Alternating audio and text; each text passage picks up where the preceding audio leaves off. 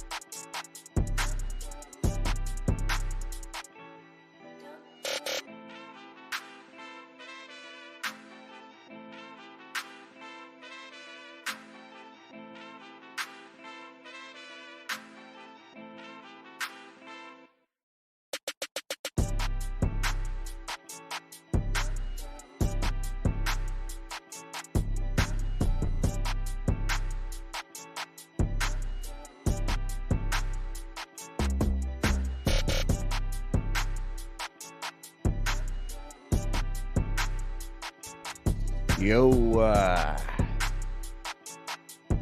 SMT Nation Woody. Happy Friday, folks. Hope everyone is doing well. Hope you had a good work week. I know it was a short one. You got the day off on the Independence Day, which is good. Shout out to those who got Independence Day off. Got to enjoy that time with friends, families, loved ones, you know. All right, we got some peeps in the house. We are live. It is July 7th, 2023, a Friday in the CLE. Instead of rhyme, I am a poet and I didn't even know it.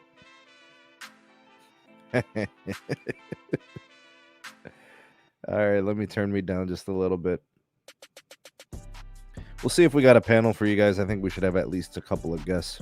We shall see. But yeah, happy Friday to everybody. Let me do some hellos. Official Tim Tech is here. MS and South Joe, big shout out to the members. Tech Guy 32, Jonathan also a member. Salute to you. Thomas is here. Max Tech Studios in the house. Magic Mike Westwood. Brian is here. Tech Guy 32, we got you. TJ is in the house. Ernesto in the house. Baby Yoda. Member, moderator, longtime supporter of the SMT. Big salute to you, sir. Appreciate all that you do. All right, good stuff. All right, let's see what we're going to be discussing today. Well, by the way, for those of you that are here in the live, let me get a hashtag 2Live crew in the live chat. And if you're watching this on replay, hashtag replay crew. Hit me. All right, so here's what we're going to do today. We are going to discuss some cable stuff, some fiber stuff, home broadband, mobile, obviously, as well. Different types of technologies. We'll obviously talk like, fiber and stuff like that, but also millimeter wave. We're also going to be talking about 5G networking specific to... There we go. All right, thank you, man. Yeah, thanks for coming through tonight. Yep, we could hear you. Showed you guys a little bit of the face. I want to make sure you guys knew I was alive. Hope everybody's having a good Friday. Yeah, man. We got a few stories lined up that are a little bit more technology based, and then we got stories around Dish that I think are kind of interesting, kind of merger stuff. But you've been pretty vocal about some things with respect to Dish and their weakness, but I think it's worth talking about maybe some potential business moves. T-Mobile's finally doing some important networking stuff at big venues. Welcome to the party, T-Mobile. It's something I've been really critical about. Their performance at stadiums and arenas has always been really poor. And it's good to see that they're finally, at least doing it in some places. So we'll be looking at what they're doing for the MLB All-Star Week in Seattle. And that's also like their stomping grounds of where their HQ is in Bellevue. So makes sense. We got some Verizon news, some network updates, and stuff like that. And then also kind of like a red tape situation that's going on, which is kind of annoying. And I think it's important to bring this up because a lot of people say, I wish carrier A, carrier B, carrier C would upgrade and build more towers and densify and all this. And then you get red tape and you get, people in an uproar about cell towers and small cells and unbelievable. Sit there and complain about service, but then you push back when it's time to build the sites. It's one of those things that doesn't make any sense. You want improvements, but you don't want the towers, right? You want a better network, but you don't want the tower sites near your house. How does that work? Where does that happen? Where do you get improved cellular network experiences without having additional tower sites? B, where do they do that at? Nowhere. So people are pissed that they don't have good calling and good texting and reliable data, but then they don't want a cell tower anywhere near where they live. What do you want us to do? Do you want us to just, put 1 million satellite dishes floating around the sky? Well, what do I always say, Sneed? More chicken. More chicken, man. It's just kind of the way it is. Everybody wants something for nothing. But, when it comes to telecommunications, you have to build it, or else, you're not going to get the service. So, but you know what it is, B? It's blatant disregard for how shit works. Yeah. Right? It's a weird country that we live in, man. But people just expect the service to be there, but they don't want to see, cell towers or, have their beautiful countryside be interrupted. I mean, I get it. I understand. We all care about aesthetics and everything. But, I mean, if you don't want to let the carriers do their jobs, then you don't want the service. It's really that simple. It's really that simple. Wild. So, I mean, and I'll give the carriers, their due respect. They do a nice job of blending them into the infrastructure, right? So like they'll take a pole, they'll paint it, the color that the city wants, and sometimes they'll put stuff on rooftop sites so it's out of sight, out of mind. They'll paint, they'll change the formations, give it shapes, make them look like trees. I've seen them built into church steeples, tower sites. I've seen all types of stuff. They really do some innovative and interesting things to try to work around that issue. Yeah, so we'll be talking about that a little bit. Let's start here with some broadband news. And here we go. Well, not really broadband. I guess it's technology, but I think this is going to shed some light on some things, some notions that float around the network tech enthusiast space where I think people are wrong about stuff. All right, so and then B, you can obviously chime in and give your 2 cents as well. All right, so the title here: Charter to test millimeter wave enhancements to 5G in Charlotte. All right, let me give you guys the story, and then I'll give you my take, and then we'll get B in here too. New FCC testing request from cable giant Charter hints that the company is interested in adding millimeter wave spectrum along with its 3.5 gigahertz CBRS in Charlotte, North Carolina.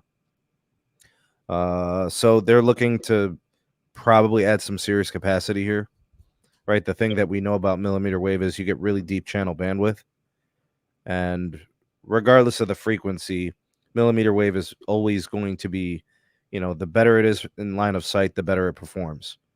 The closer the tower gear is to the user equipment, the better it performs. So it's one of those things where it's going to be kind of like, it's going to be a targeted deployment, but it's probably going to be in some high usage, high leverage scenarios, right? Looking at some of the other details, they're looking at possibly aggregating millimeter wave and CBRS. So that's pretty cool.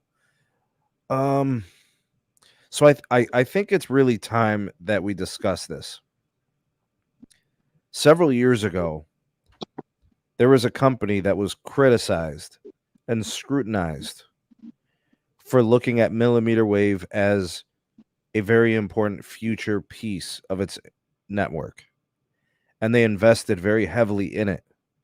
They bought spectrum, they acquired companies that had spectrum, and then they were the first company to really sink their teeth in and start deploying millimeter wave nodes across 10, 20, 30, 40, 50, 60 different markets. And they littered millimeter wave nodes all over the place. And that company's name is Verizon. So now we have companies like Charter, which is a wireline ISP. I'm sorry, Sneed. What Matt, company? I was talking about millimeter wave, right? You said the company was who? Verizon Wireless. Okay, continue.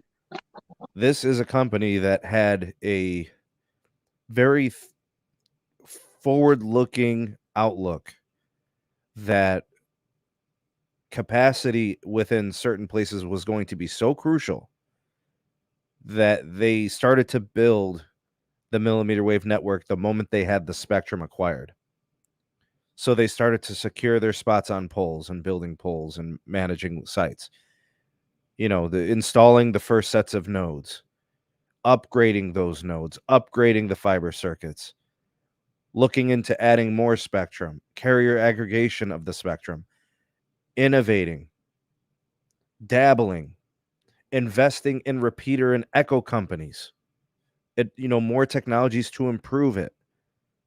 So here we are talking about a company who at the time people said they're stupid, they don't know what they're doing, this is foolish, why are they wasting their time? And here we are in 2023, and we are more convinced than ever it is a necessity in order to future-proof and create enough capacity to prevent congestion in very high leverage situations. Along with the advancements of the technology and the densification and the build out, it's going to become more reliable. It's going to become more common. It's going to save the day. And we've already seen its application in fixed wireless access. We've seen the application in the mobile networking. We've seen the application in private networking. So when I look at the way that things have played out with millimeter wave, because now companies are starting to realize we actually need this. Now they're coming around to it. There was at one point a single company that knew it was going to be important to their future, and that was Verizon. And it's interesting that other companies started to buy the spectrum, right? Because they know if Verizon's doing it, then we need to do it. And that's the facts. I look at Verizon as the trendsetter only because they have the networking pedigree, right? They have really done a number in metro areas when it comes to networking, which in my opinion is the hardest place to network. You have interference concerns, you've got density, you've got to split cells, you've got millimeter wave that you got to deploy, right? Small cells, you've got rooftop sites, you've got macros, very difficult, precarious situations where you need a DAS. They've mastered the urban environment, right? So other companies starting to come around to this, even a company that is not even really a mobile company. They're a wireline company, but they know how crucial these types of applications are. And you cannot private wireless network without considerations in millimeter wave. B, tell me where I'm wrong and tell me when to stop.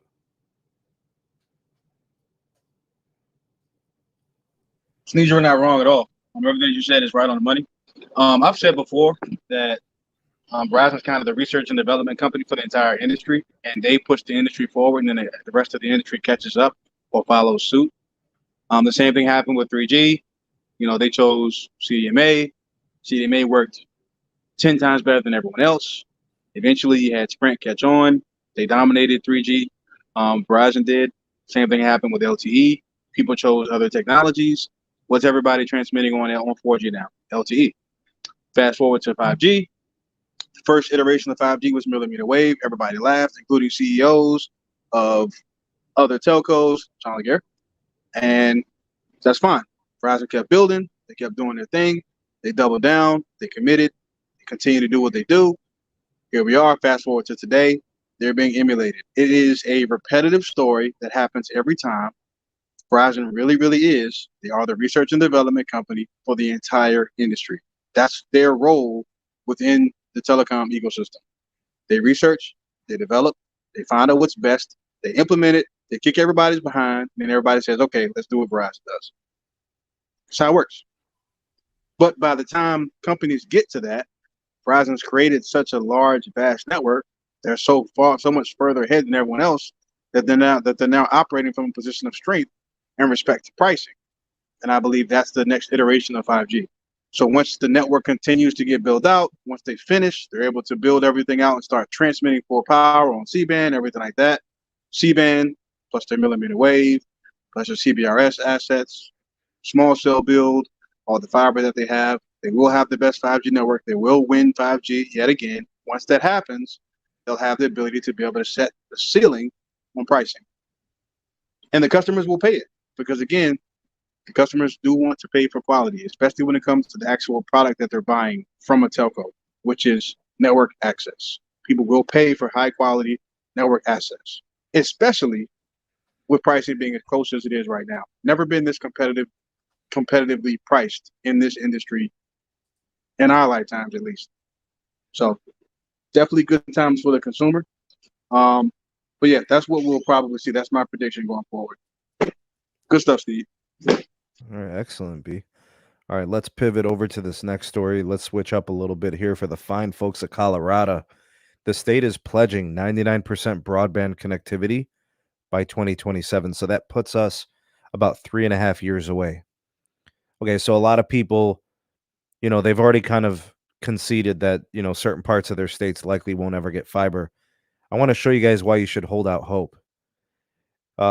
Colorado secured a whopping $826 million in funding from the Federal Broadband Equity, Access, and Deployment Program, which is known as BEAD.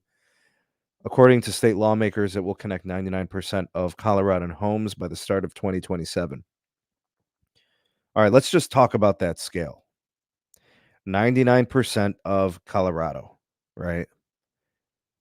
Last I checked, Colorado has a lot of mountains. Is that fact or fiction, B? That would be a fact. Very difficult to network in that type of topography, correct? Absolutely. But when you dedicate monies, do your proper commitments, whether it's city, municipality, county, state, get the funding and the focus, anything's possible. I personally believe that number, 99% by 2027, I think for sure it's going to happen. Colorado is a state that is focused on connectivity, right? And it looks to me, and I talked to Brandon about this, it takes an entire portfolio of methods to do this, right? It needs a diversity of methodology. So you have B dollars, right? That's federal funding. You have county dollars, city dollars, right? You have private networks getting built. You have municipal networks getting built. That's the only way you cover up a state, 99%. All right, B, talk to me. In your humble opinion, what Colorado wants to hit at 99% by 2027, do you think that's difficult to do? Do you think they're going to do it? Do you think other states can do this? How realistic is this goal? Is it attainable for Colorado? Absolutely. If they're committed and they're dedicated, and they're able to partner with the telco industries to remove roadblocks, then absolutely it's something that can be done. Is it something that can be done at scale across all 50 states? Yes, absolutely, it's possible. But again, all 50 states have to work in conjunction with the telco industry. They have to work in conjunction with the FCC in order to make that happen. But is it possible? Absolutely. This is kind of a golden age for the telecom industry with respect to broadband, this broadband push.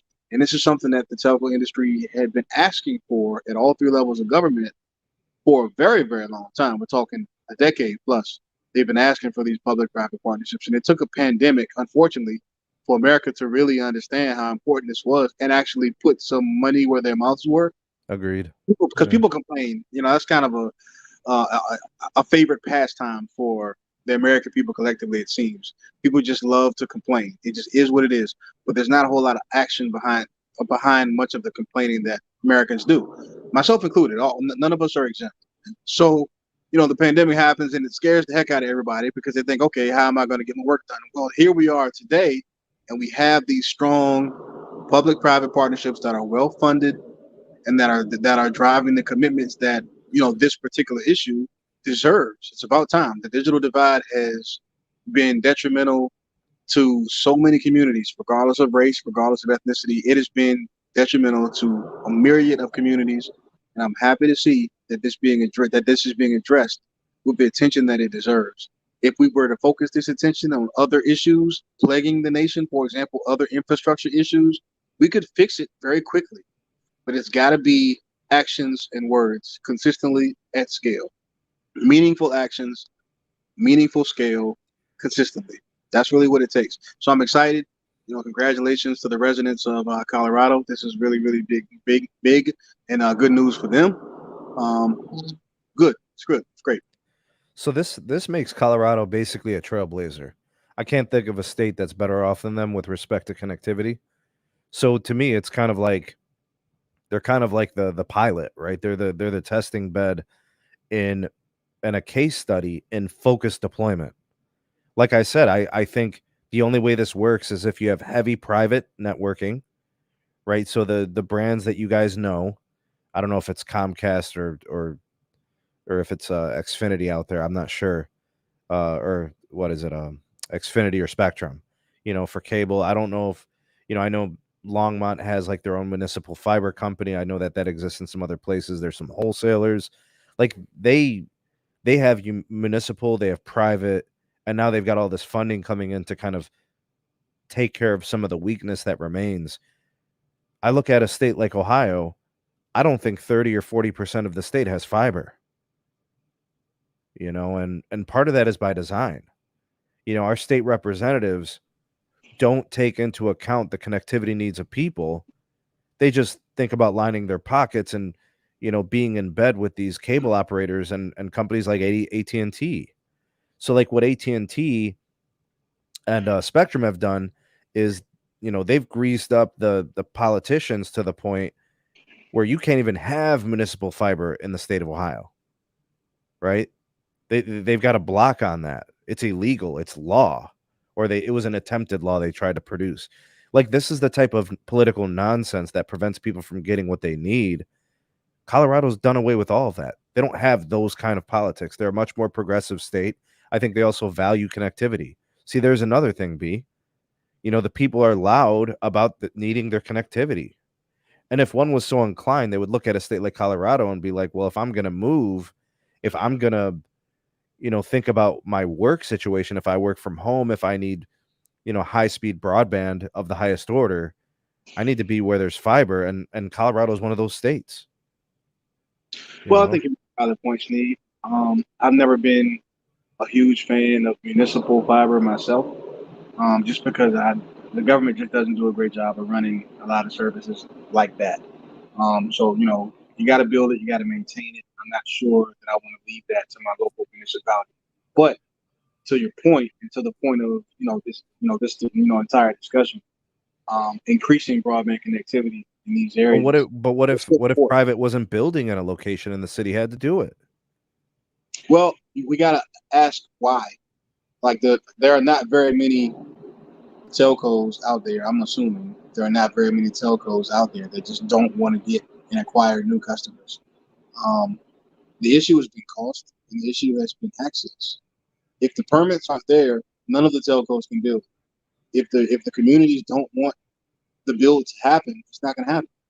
Facts. But I think today we're starting to see more localities, not all, but more localities welcoming telco activity with respect to CapEx build to their communities because they understand the benefits of being able to have that in their communities. They can sell that to new residents, they can sell that to existing residents, and it helps to, increase the ability to get people to live, work, and play in your county, in your city. That's the whole goal of local government, not just to serve the people, but it's a competition out here. Localities compete with other localities. for residents, for taxpayers. And one of the things that are important to people is connectivity. So can you provide it or can you not? Is there only one provider there? Is there multiple?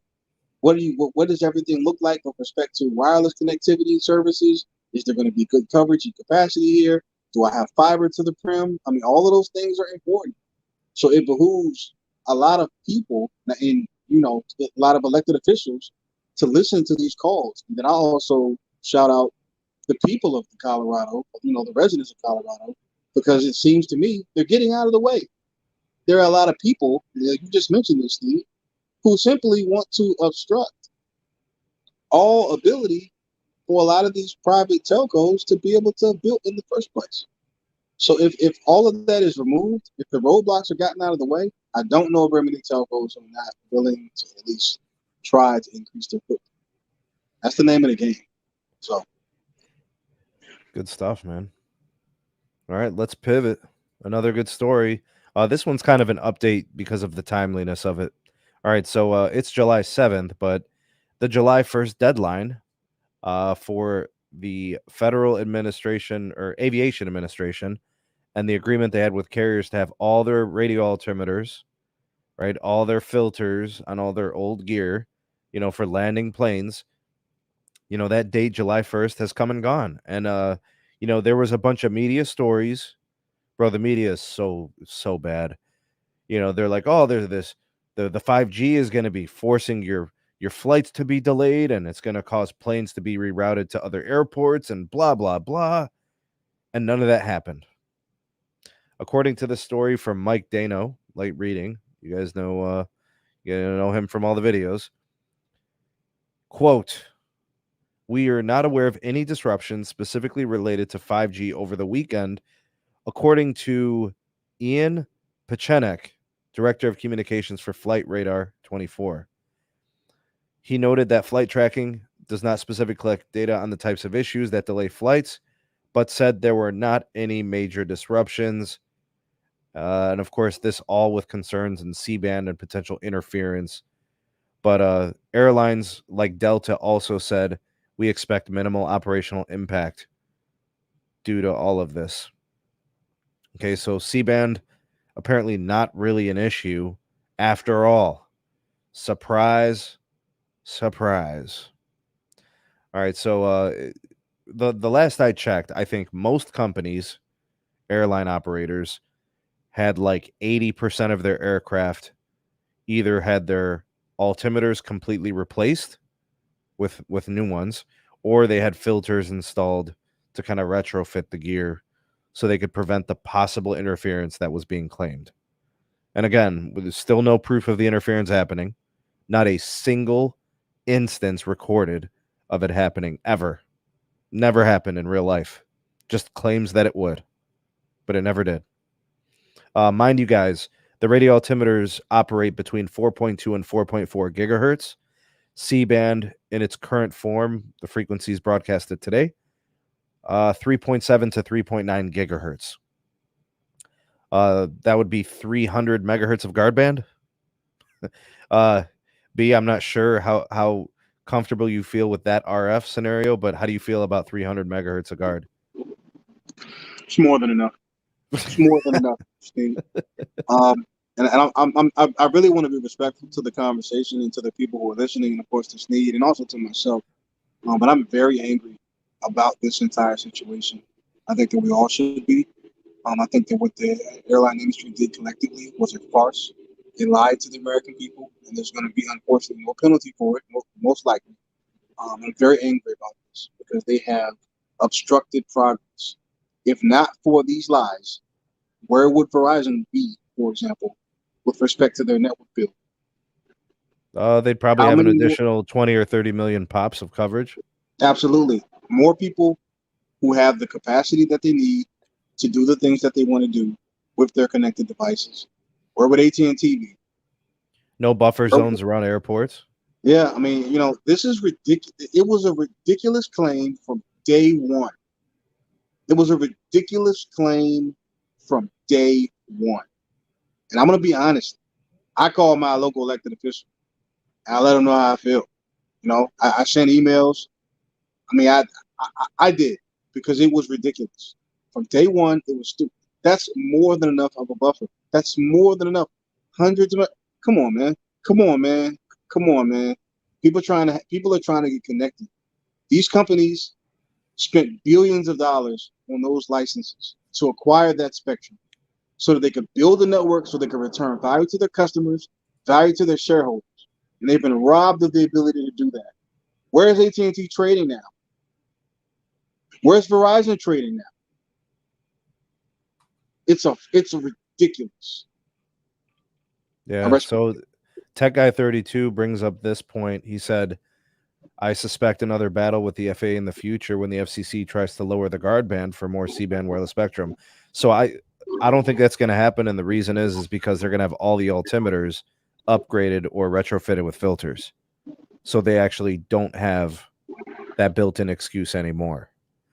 And we're probably talking about maybe 5 years from now.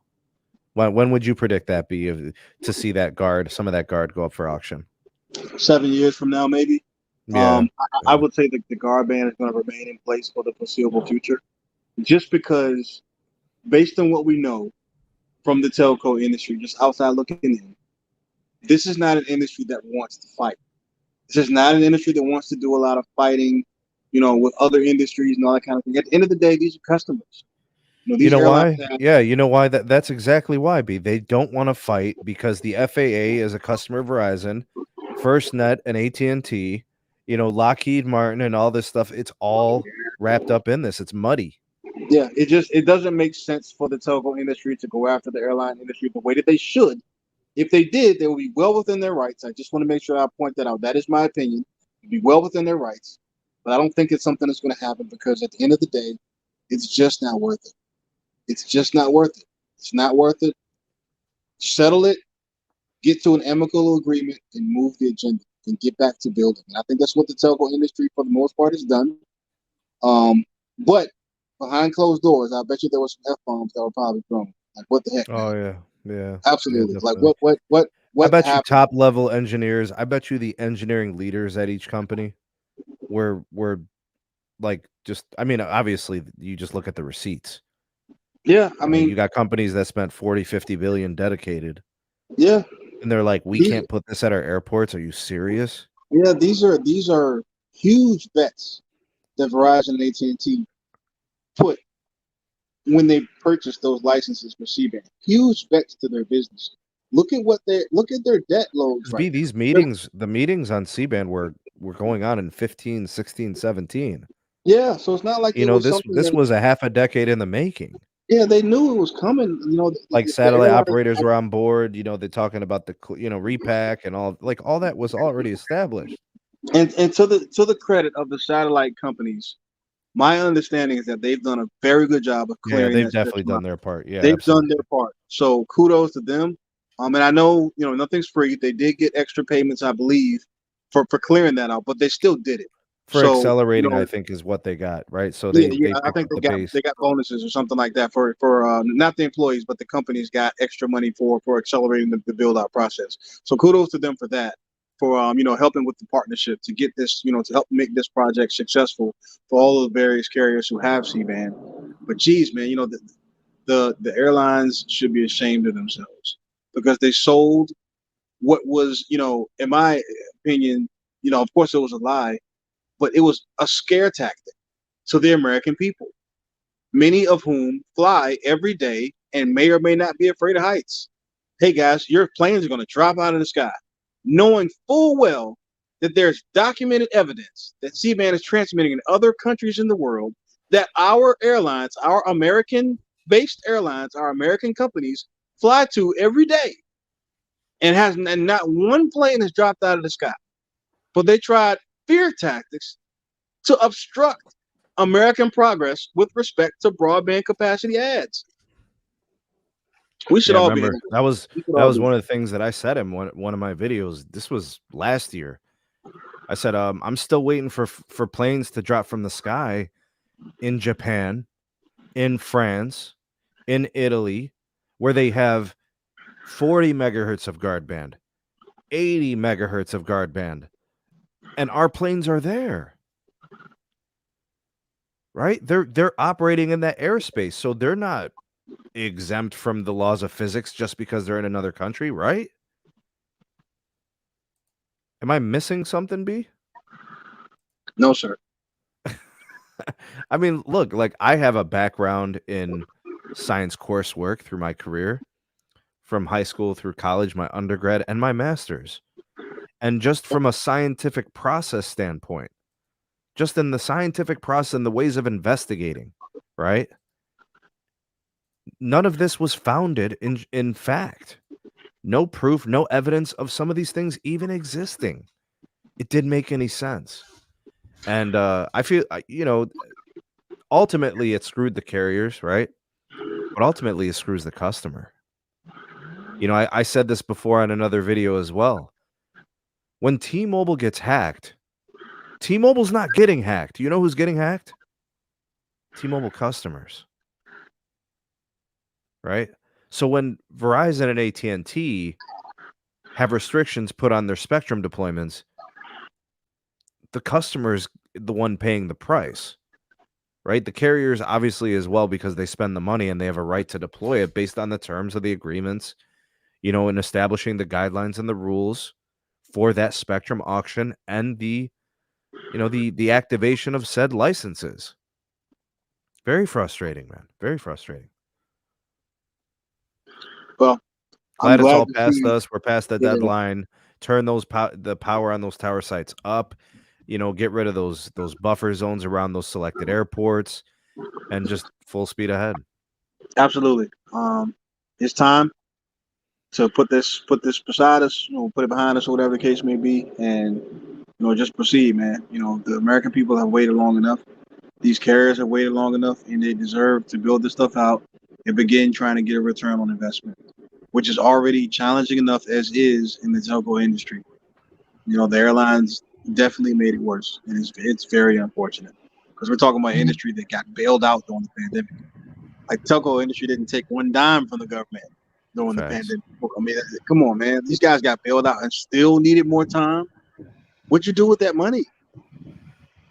Just in the pocket. What up, RFK Tech USA? Hello there, big YouTuber. What's up, brother? How's everything going up there in the CLE? Oh, it's a beautiful day, man. It's nice. Not as nice as the Keys, based on some of them photos you've Oh, shared with me, but it's pretty oh, the nice. sunsets are sweet. Yeah, man. Welcome back to the show, Rick. Glad you could hang out with us, man. Yeah, I haven't been able to chat because I'm chat banned from YouTube. They won't let me chat no more. So Crazy, bro. I they haven't heard said of I'm that. harassing and bullying, cyberbullying people. So I'm Uh, chat banned. So I can't well, get it to stop. And they won't even answer me, so that I can't even dispute it. I can't ask them what I did. I can't ask them nothing. So. yep, that sounds like the I tube. mean, I mean, I do speak my mind, and I give my opinions and stuff. But I mean, I don't attack people like what they're accusing me of doing. Yo, Ricky, do me a favor, man. Speak We're on this, crazy. bro. The 5G threat to airplanes. We've talked about this and nauseum Oh in other yeah, videos and stuff. But July 1st has come and gone. Planes didn't fall from the sky. Buffer zones can now be I eliminated. know. The licenses can be, utilized to their fullest potential. Tower sites all over now, and no Yeah, power you said it restrictions. best, man. You Go you ahead, you man. was spot on. N79 is transmitting, and planes are not falling out of the sky. You said it perfectly. I got some of my N79 is buddies C on band. Twitter. Rick, N77 is S band. So I, it's not. So Rick, I got some of my buddies on Twitter from yeah. like Germany, Austria, Oh showing yeah. me showing me like airplane connectivity. Like they're at the airport, they're using N77, N77, N78, N79, whatever. It depends on the Yeah. country for each of the Yeah. bands. Yeah. And 3.7, 3.5, 3.9 gigahertz, it's all there. And Yeah. our planes are fine. That's right. Yeah, Yeah. it's the biggest scam ever. Yeah. Well, you know what Anything. it is? Go ahead, Rick. The squeaky wheel gets the grease first. So if you're squeaking, they're going to oil you up to shut you up, and that's what's happening. I'm just glad it's over, man. To be honest with you, ready to move on with it. Yeah, me too. Hmm. All right, good Yeah, stuff, and Rick. You then came at and then a. then the Go ahead. next thing that'll happen is they'll deploy GigaMIMO and mmWave, and then they're going to say, "Oh, all the satellites are going to fall out of the sky." That'll be the next one. Why? Because their frequencies are so close? No, because the GigaMIMO has got 4,000 antennas in it. They're going to just make up some excuse. Oh, well, that's going to make all the satellites fall out of the sky. You know, they'll come up with some other bullshit. You know how they are. I do, man. I hope not, man, because I'm really excited about that tech. But right now, that's what I'm most excited for, is really true 5G advanced hardware coming out in a couple years. So taking that MIMO to the next level. Yeah. Yes. Yep. It is amazing. So yeah, you're going to see mmWave on macro sites with GigaMIMO. You're going to get indoor coverage 3 miles from the site. That's wild. It's coming.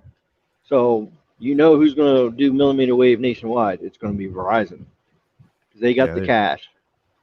It's going to take a big commitment. It's going to take, densification. It's going to take investment and leading the way in research and development. And, they're the company that seems willing to do it. Somebody posted something. They want band 48 to be more power. Well, you can't increase power on a shared system, because it'd be the same thing as you, SMT. Okay, so you got a fenced-in yard, right, on your property, right? Yeah. And that's your property boundary, right? Uh-huh.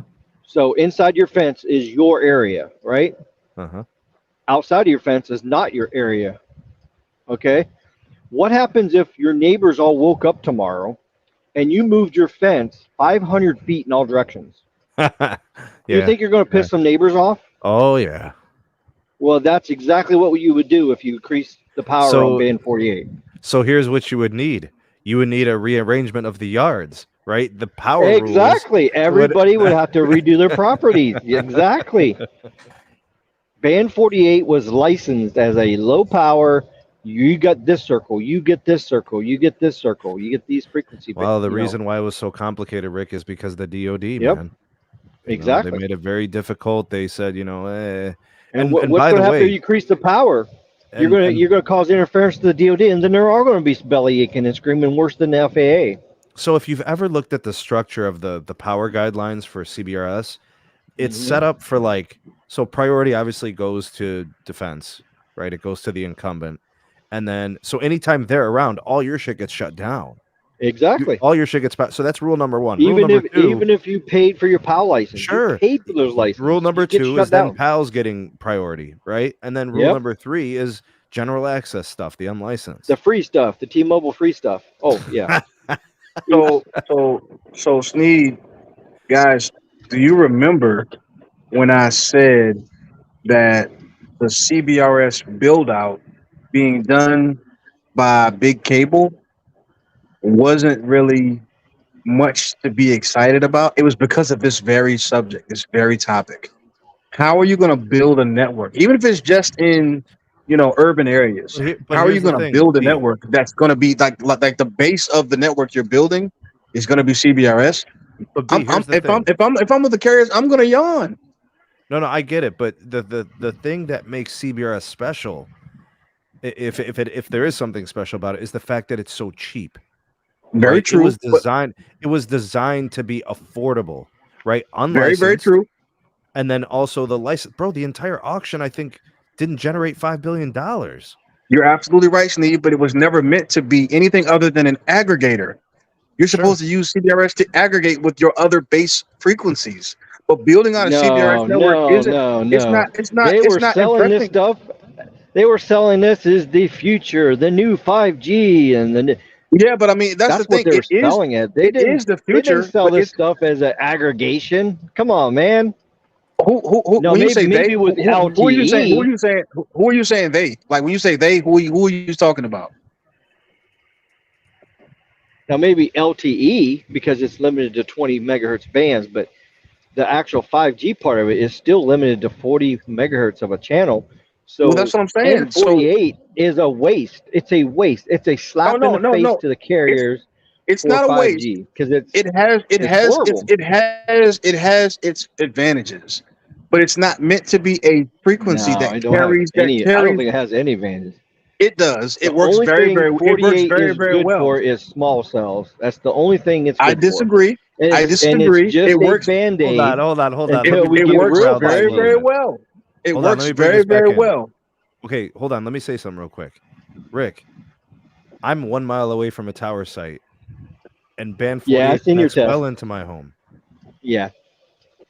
It works very, very well. The problem is because of the license situation, because you don't have the ability to transmit it all the time, because you're at the mercy of the DoD and their operations, Yep. you can't use it for anything other than aggregation on the downlink. Yep. You can't rely on it for uplink, which means you can't use it for calling. It's not You DoD cannot either. you can't transmit a It's the phone call on it. naval radar. There's like 5 different incumbents It's to true. use this stuff. Yeah. There's a So with whole that bunch of being people.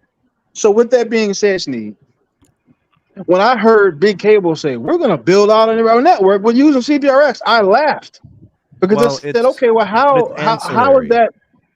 It's ancillary. It's like Mhm. it's nobody's primary, right? Nobody's Well, going to be that's not what convinced. they said. They said that was their Yeah, but primary. What else are they using? they're gonna spin a story. In my opinion, it's more meaningful that they do more of those hotspots. In my I agree. opinion, I agree. What needs But don't tell. what needs But don't. you know what You're needs not to going to get happen? me. You're not going to get me excited if you say I'm going to build out a network and I'm going to use CBRS to do it. I'm going to laugh at you because I understand what you guys just articulated with respect to incumbents, with respect to the fact that you are at the mercy of the DoD, with respect that you have power limitations even when you can transmit it. So you're not a threat to a Verizon, for example, or to an AT&T not at because all, you not have at a all. so why does everybody think Big Cable is such a formidable opponent for any reason other than price? They're No, leasing that's it. Yeah. access to a network. They're building CBRS to offload, and that's fine. But how much traffic are you going to offload with a They're frequency that was meant for aggregation, pretty much on the downlink only? they are Yeah, hoping the cable that they can companies reduce are data stupid. usage down by 1/3 between their Yep. hotspots and CBRS. It's all about the money. Good luck. That's all Good about luck. the money. Good luck, because traffic reducing traffic load by 1/3 is a monumental task. It's And huge. you're telling me you're going to do that with the frequency you can't even transmit all the time, guaranteed, that also has power limitations on it as well? Sneed, they're selling Yep. me a Whopper with cheese on a No. plate from Ruth Chris. No. Ricky knows what I'm talking about. These are called wolf tickets. Yeah, Yep. exactly. The They're cable so wolf- companies It's ridiculous. It is are embellishment of the truth at best. Embellishment of the truth at best. And that's putting it nicely. Ricky, get in. the cable companies are desperate right now. They're getting bled dry because of the churn, because they're overpriced. People are fed up. They're leaving. And Verizon, I'm sure, is charging a lot of money for that MVNO agreement they got. And they're using their own Wi Fi, which is garbage in half the country, to make your phone connect to it so to save money on data and stuff. So that is why they were so desperate to try to get in on that frequency, because it wasn't going to cost them billions and billions of dollars, and they can do this thing as small cells and not macros, and that's what they want. They want to put it wherever the cities and areas that has the highest amount of traffic for the MVNO for Comcast and Spectrum. They want to drop it a third, like you said, and in those heavy data areas, dropping it a third will save them millions and millions of dollars a year, and it won't cost them much to put a band 48 small cell up because they're pretty cheap, pretty good price. Mm-hmm. But definitely, these cable companies are not in the wireless game. They're just trying to get a piece of the pie. They're trying to stay afloat. They're treading water is what they're doing. Because when Verizon gets done doing nationwide, with the N77, and they get all the spectrum maxed out, and then the new technology comes out in a couple years, the 256 by 256, and then the millimeter wave GigaMIMO comes out, it's going to be game over, because Verizon is going to sell everybody in America Verizon Home Internet, and you'll be able to get a gig down and a gig up anywhere in the U.S. when all this is done in like 2 or 3 years. So, yeah, the cable companies are desperate, And band The only 48 thing is slowing just down a Verizon, band-aid. Ricky, is going to be 10 gig circuits. That's it. They just got to get that, Yep, nationwide. got that right. But yeah, the cable companies are in trouble, and they know it. They are losing, and they're losing to I Hulu like and this guy. Netflix, and yeah, I like this guy, Sneed. Who's this guy? Well, what's your Bro, name? this is RFK Tech USA, son. RFK Tech USA. Nice to meet you, man. I like this guy. I like this Yeah. guy. He preaching, man. I'm gonna pass the Well, collection plate. I'm gonna listen, pass the yeah. collection plate. B, you got to know something about Ricky. He's a man of tech, right? He lets the tech do the talking. This is why we respect and like Ricky for that, Oh yeah, please continue, sir. You have the floor. You keep going. Well, I don't want to be a hog like Beanie or anything like that, So No, All right, you hog. let's You do this. you hog, sir. You keep going. You keep going. You're doing a great all job. right. Well, we got to pivot. All right, so let's get to this next story. And there you go. it's a pretty good one. It's interesting. Okay, so Dish, their president of the company, I think he's the majority shareholder actually as well. Charlie Ergen is looking to possibly merge Dish and EchoStar. Dish obviously is satellite TV. Now they're a wireless carrier and such. EchoStar is I think we'd call that like a sister company that does like satellite services, so like internet and TV. And Yep. so like they own these entities, and according to this report, the potential merger between these two companies would result in just one mega satellite company. In my estimation, to me, the satellite business is like a dinosaur, right? Yep. And it's in its current iteration. Can Starlink change that? Can reinvestment into technologies change that? Sure, but there's no proof that Dish and its subsidiaries or sister companies has been heavily reinvesting into new satellites, or even for that matter, putting up radio gear that can transmit like the microwave signals, to do anything with respect to internet or whatever, or wireless services. So this is an interesting development only because we know the financial troubles that Dish is facing. They've got a depleted TV business. They've got a wireless network that they have to build that's time restricted and capital restricted. They don't have a lot of money. So it's a lot of stuff going on here. Now, B, you've talked about the rough position that Dish was placed in, but some of this has been into their own making when you look at their TV business. All right, so what do you think is going to be the outcome of this?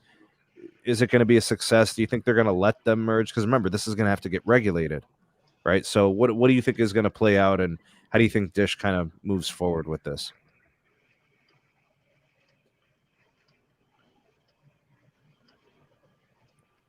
Be there.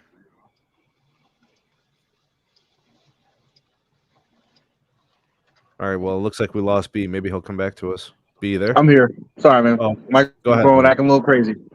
All right, I don't have too much to add, man. To be honest with you, I don't really have a whole lot. If Dish wants to do this, I mean that's fine. I mean they're looking for ways to be able to remain afloat. I think there's an opportunity for this technology within the home internet space. Maybe they can get into that game. But I mean, this is a nothing burger for me. Just me personally. So. All right, Rick, let's get you in on this this potential merger and kind of shifting and shuffling around of these companies and what they're going to do in the future. Yeah, I think it's a great idea. It's a similar tech.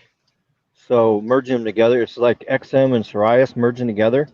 They were competitors, but the market share went down because of streaming radio was a competition.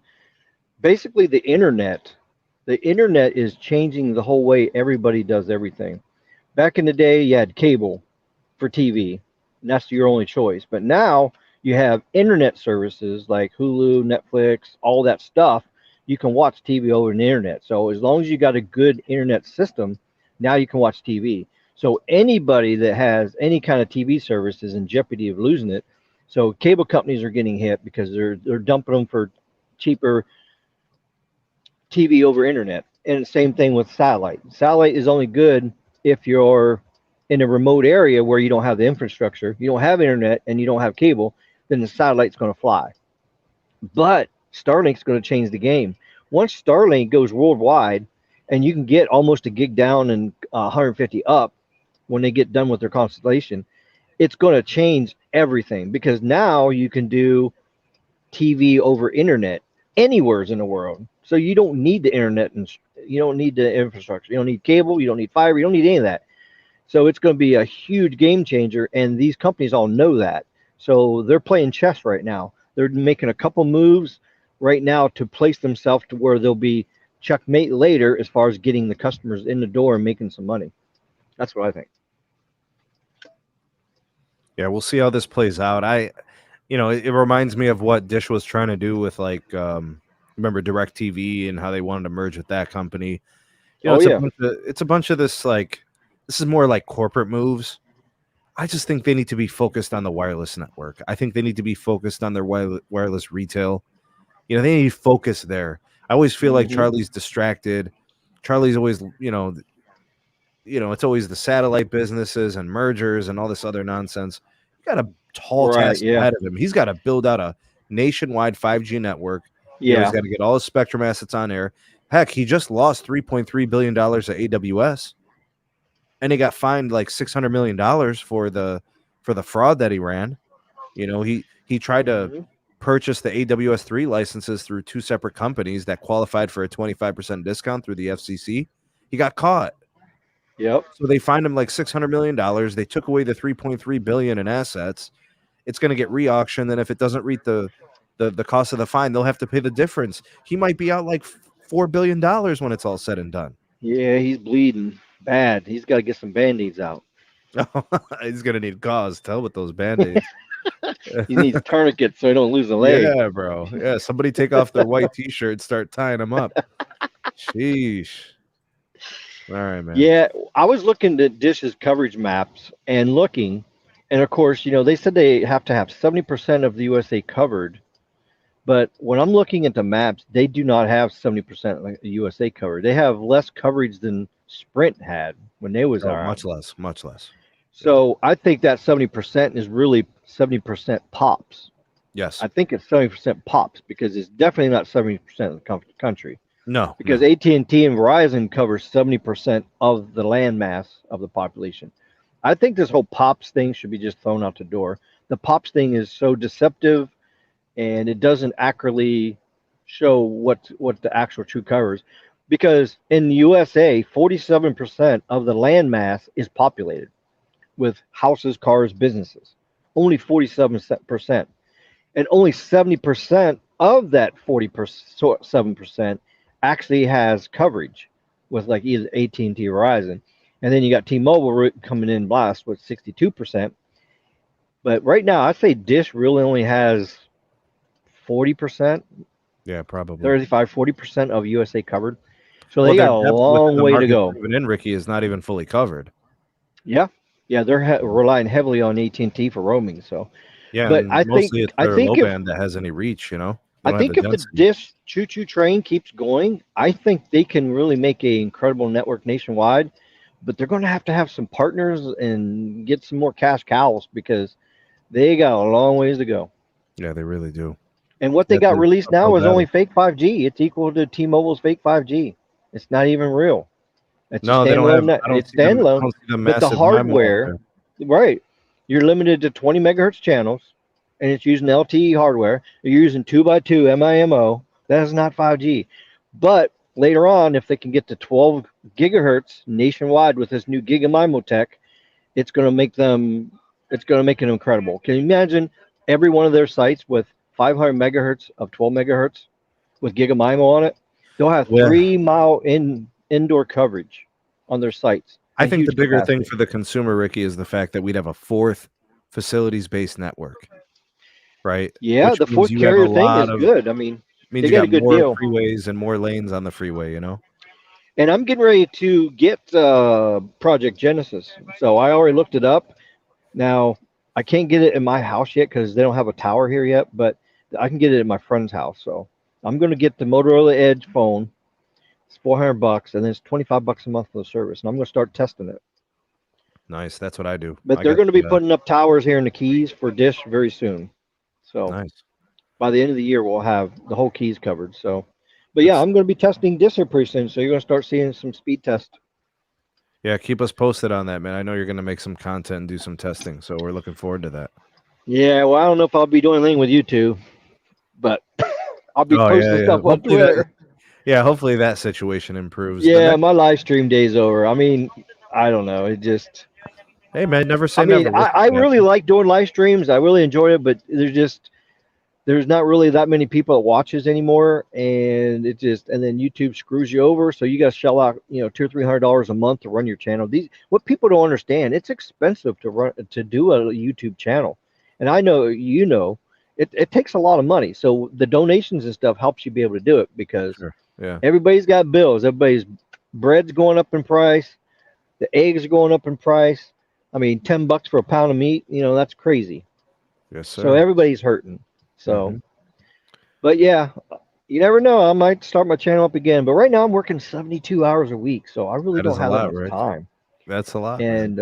And also too, I joined the DoD Army Mars, which is called the Military Auxiliary Radio System. So basically, it's a civilian volunteers that are amateur radio operators, and we actually back up the DoD Army with communications. So if they have anything goes on and they can't get messages through, then it's a second layer that we can still go. So we can use our amateur radios and send encrypted messages across shortwave and stuff. So I'm in basic training for that right now. So I've been doing. I'm just busy. I'm just busy as can be. So, Nice. but yeah, that's why I wanted to come on here, just so everybody misses me and stuff. So I just wanted to come on here and Yeah, it's good and to have you, say Rick. hello. By the way, Yeah. so how about this story, Ricky? This will get you going. This will get your Oh juices no! Oh no! flowing. Please don't tell me it's cable, please. Listen, even worse, man. Oh T- God! T-Mobile improves 5G network in T-Mobile Park and Greater Seattle for MLB All-Star Week. Oh my All right, God! let's Don't talk say that about too loud. The skunk apes are gonna be going there. it. So T-Mobile is celebrating the 10th year of being the official wireless partner of the MLB. The Oh Uncarrier is geez. celebrating MLB All-Star Week by unveiling its new permanent 5G upgrades at T-Mobile Park. So across the Greater Seattle area, you are going to see a very upgraded 5G network experience. So that's across the entire city, probably in and around the area where the stadium is, as long as they got those like different venues where they have like the parties and the dinners and all the get-togethers for like media and the teams and the players and the fans. Their expansion and build out include downlink speeds peaking over 2.4 gigabits per second, and they're saying it's stadium wide, which is 20 to 25 times faster than before. And I'll be honest with you, man. When I look at, so they've upgraded Greater Seattle, so Washington State Convention Center, downtown Seattle, Pike Place Market, Bellevue Marriott. They're basically saying they put in DAS systems and millimeter wave, right? That's basically what they're telling us because in order to do 2.4 gigabits per second, you need a lot of bandwidth, right? That's true. So to me, this sounds like they put in DAS, they put in millimeter wave. They probably maybe densified with some additional, small cells and probably some rooftop sites in the vicinity. Because what they want to do is they want to start doing the fan experiences like what Verizon did with the NFL, right? So things like the AR VR experiences, right? And this Oh is why I've boy. said that. Remember, I was talking about this before. I said who was setting the trends in millimeter wave and all this networking and there's precedence for it. Look, I'm gonna say it like this. I'm happy that T-Mobile is doing this. I'm glad that they're upgrading and they're creating highly capacitive experience at stadiums because it's been a weakness for them for a long time. Basically, if you went to a stadium, MLB, NFL, or even an NBA arena or hockey arena, T-Mobile often would be congested because they're not on the desk, because they don't have small cells, they don't have the millimeter wave piece. Well, at least now they have it in Seattle, right? So that's one market in which they've got a presence for it. Now they got to do it in about 30, 40, 50 other markets, right? And they got to scale that. You can't just do an arena, right? You got to do the venues that are around the arena too. And this is why the NFL partnered with Verizon, right? Verizon was going to scale those upgrades. Look what they did to Phoenix. Look what they're doing to Vegas. Look what they've done to LA. And, you see the scale that. So I think that Verizon created the blueprint for what T-Mobile needs to now approach now that they've got, their 280 million pops of N41 or whatever. They could start focusing on stuff like this, because when I go to a game or a concert, I don't want my phone to be a brick. I want it to work when I need to use it, right? Good luck. I can't figure out why people want internet while you're going to, I thought when you go to a game, You a sporting eventually have event, to I leave, thought you Ricky. go there You eventually have to and leave, Ricky. you watching the game. I don't know But why eventually anybody you have would to be. leave. Some people live stream. Some people are using the network for Well, I content. can Like, see the live streaming part, but for the people watching the game, I wouldn't think they'd be on their phone. I think they would be watching the game. yeah, but there's a time for after the game. There's also a halftime. There's also a pregame. Yeah, You know, there's different parts. There's different moments within the evening or whatever yeah. the venue where you're going to want to use it. And if the network's, bro, here's the thing, Ricky. When you don't have an upgraded base station, you can only Mm-hmm. connect a certain amount of users, Well, that's true. Yeah. right? If you get an upgraded baseband, you know, these base stations, especially when you move to a 5G SA core, you change the whole parameter. Yep. And especially when we got fake 5G out there, we don't. Once you abandon LTE, that means you're cutting your spectrum in half. With respect to sports events, live sports events today, they are just as much a social event as they are a sporting event. So you have people there who are watching the game, of course, but you also have people talking and socializing. And so that's why the carriers, starting with Verizon, have made the commitment to making these venues the very, very best wireless experience that you can find. It makes Mm-hmm. business sense, and it's very easy to market. You get along, you get with, a major sports league, and you market it together. It's very lucrative. I'm waiting for someone to eventually, knock on the WNBA's door, and start trying to, become, the official telecommunications provider of that particular league. They've already got their arenas that they share with the NBA and whatnot. So I don't think that they'll have as much of a connectivity requirement. But I mean, that's the name of the game. Trying to be able to get these partnerships that will allow you to pretty much have a stage to be able to show your networking prowess. It's great, to pivot back to T-Mobile, that they're taking an interest in actually doing some engineering. That's great. Congratulations to them. But we'll see how well and how quickly they can scale this with $8 billion of capex every year, 9 billion. Whatever they decide they want to. We'll see how much they can do. I mean, that's not a lot of money. So we'll see how much they have to be able to invest in this. We'll see. So you're saying SMT T-Mobile is making an announcement they're going to do something, or that they've already did it? No, they've done this. They've done it already. Okay. Yeah, they've done this. I think this is a completed project that they've been working on for a while. Ah. Yeah, because I'm, what I'm, happens I'm, is when these cities put in for these all-star games, the carriers have to upgrade, right? So like when they announced the Phoenix Super Bowl game, Verizon Oh was in yeah, there yeah. for Because a that's the second time, big right? They had game. already Yeah. done the That's millimeter wave in the C-band. They came back for more, Oh, I see. right? Okay. I wonder So how this is anytime, going to that's the perform. thing. Anytime that there's a Super Bowl or a big event, that's where T-Mobile does the upgrades. That just means we need an event in every single city across the country so everybody can get the upgrades. Amen, brother. I Make mean, T-Mobile great again. Well, yeah, I mean, absolutely. make T-Mobile great. Not Yeah, again, because they've never been great. we want them to be great, man. We want it to be better. We want Yeah. people to literally say, man, T-Mobile has come a long way. I mean, look, they're changing their network, in these really tough situations. They're starting to be more like the big guys when it comes to networking Yeah. across the country. Because right now, I'll be honest with you, man. There's a lot of wolf tickets. A lot Mm-hmm. of companies are just saying whatever, marketing whatever, and they're lying, right, in order to sell their network. But when you use it and you put yourself in a precarious situation to be on a certain network in a certain venue, and then the shit doesn't work. Yep. So that's the truth. You could sell wolf tickets all day, but then it's time to cash out, and it's like, oh, True. You want to hear something that's great? yeah, I do. T-Mobile is building a monopole 100 foot tall in the keys to cover one of their dead spots. Can you actually believe that? It's getting band 266 and 41 on it. It's a Where is brand this? spanking new site. It's right outside of Big Pine Key. It's Oh, okay. right at a Sunshine Key campground where all the campers are. So, and then that little stretch there between Big Pine Key and Marathon is a dead spot for T-Mobile. It's really, really bad. But they're actually building a site. I would just blew my mind. Last month when I drove down there, I looked over there and I looked up there and I seen the band 41 and the other panel up there, and I go, that's T-Mobile. And I was like, what the hell? They're actually building sites in the Keys? I thought I was going to get struck by lightning.